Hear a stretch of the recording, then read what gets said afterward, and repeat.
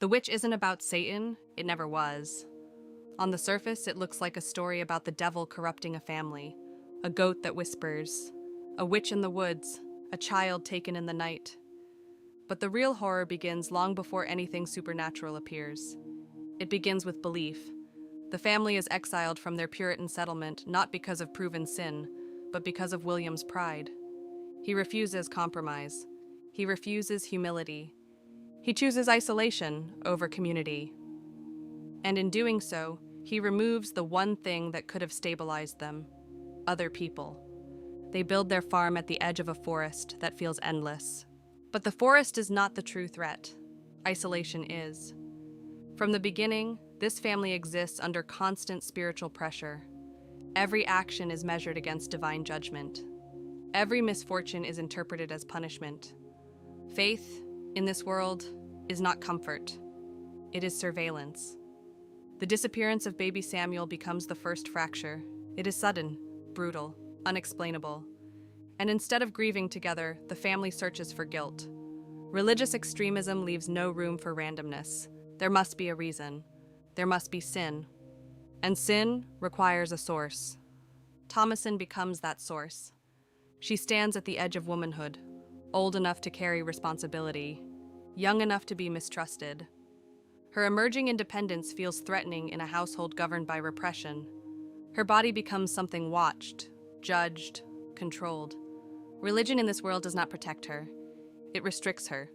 As crops fail and food becomes scarce, hunger intensifies paranoia. Scarcity erodes patience. The twins accuse Thomasin of witchcraft almost playfully at first. But repetition turns suggestion into belief.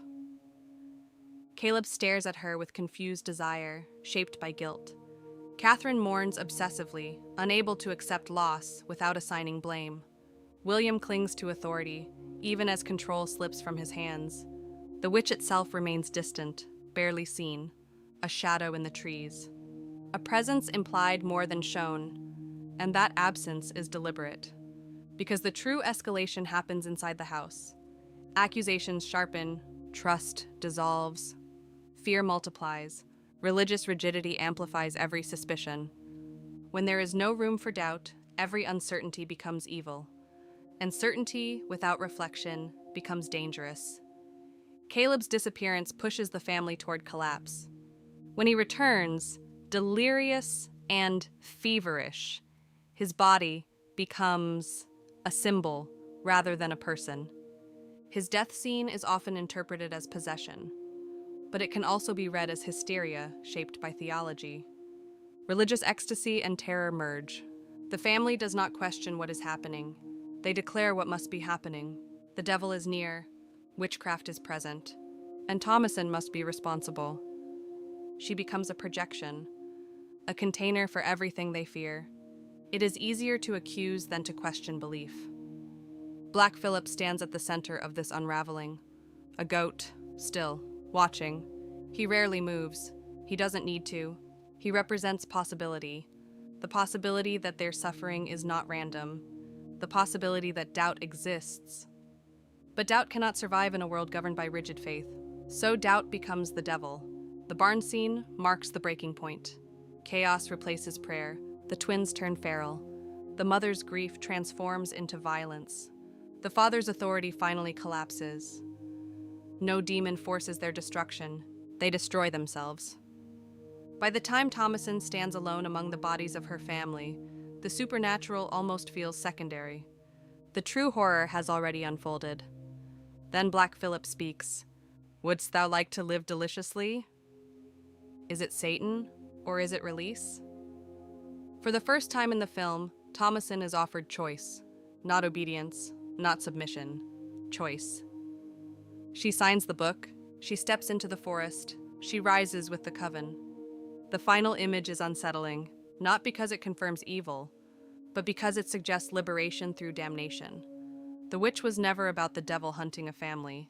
It was about fear weaponized by belief, about repression demanding an outlet, about how certainty, when unchallenged, can fracture trust. Satan may exist in this world, but he does not break the family. Their rigidity does. Their pride does. Their refusal to question does. The horror was never in the woods. It was inside the house, inside the prayer, inside the fear of doubt. And in the end, the only character who escapes suffocation is the one who abandons the belief system that created it. The Witch isn't about Satan. It's about what happens when faith becomes fear, and when a family, terrified of evil, creates it themselves. If you enjoy breaking down horror films and uncovering what's hidden beneath the surface, subscribe to Scary Film Reels, because the most unsettling horror isn't always supernatural. Sometimes it's belief, sometimes it's fear, and sometimes it's us.